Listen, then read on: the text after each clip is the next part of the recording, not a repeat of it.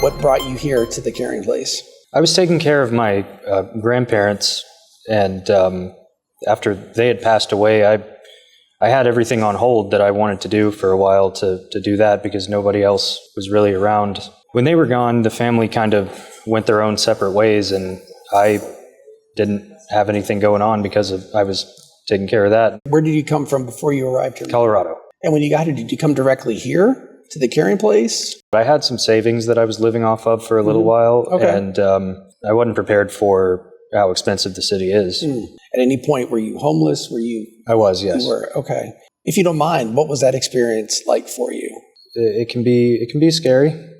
You know, you don't. There are a lot of things that can happen to you, so you have to be very careful.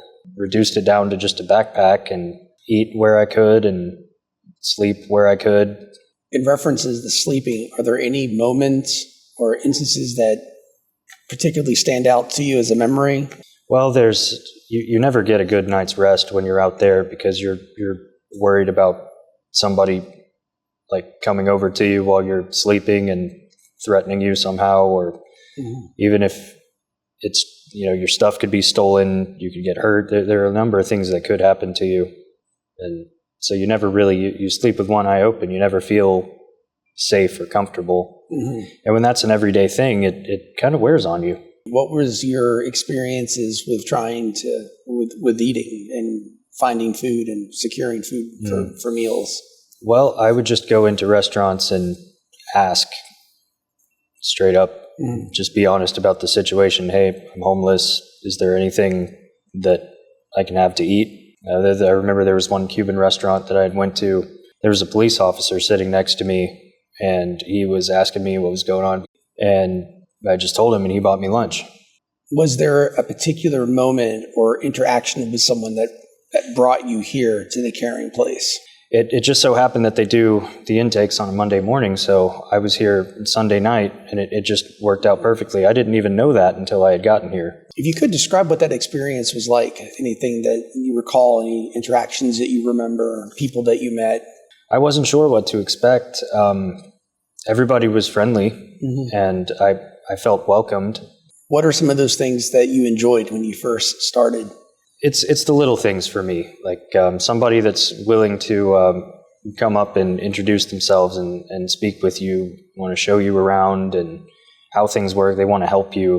I'm curious, did you grow up in a religious household or grow up going to church? Or on my mother's side, I did, yes. Any moments or any instances that stand out to you? Sure. Well, as I was waiting my first night out at the gate, there was a gentleman that came outside, and he brought me something to eat. And then I found myself a couple of months later being that person, and there was somebody that was waiting for intakes the next day, the exact same position I was in on my first day. Wow. And so I was able to do the same thing for him, just like it was done for me, and just sort of... If you could, talk about what your current experiences are here. My Christian service assignment is the education center, so I have a GED. I've got a culinary degree. Okay. So what I do is I work over there. I do have my own work to do, but I also help tutor other guys. What has been the most enjoyable part of that? Learning can be frustrating for some people, and sometimes people struggle with some things longer than others. And like you've got one guy that's not so great with math, but he's good at writing. When it finally clicks, and that's a good feeling to me. For you personally, what do you think the biggest change has been for you? The way things happen in my life, there's always a reason for it. There's always something to be learned from it. In life, we face challenges, and God brings us through them so that we can help other people. I was going to ask if there was a particular piece of scripture you'd consider your favorite or your most... Sure.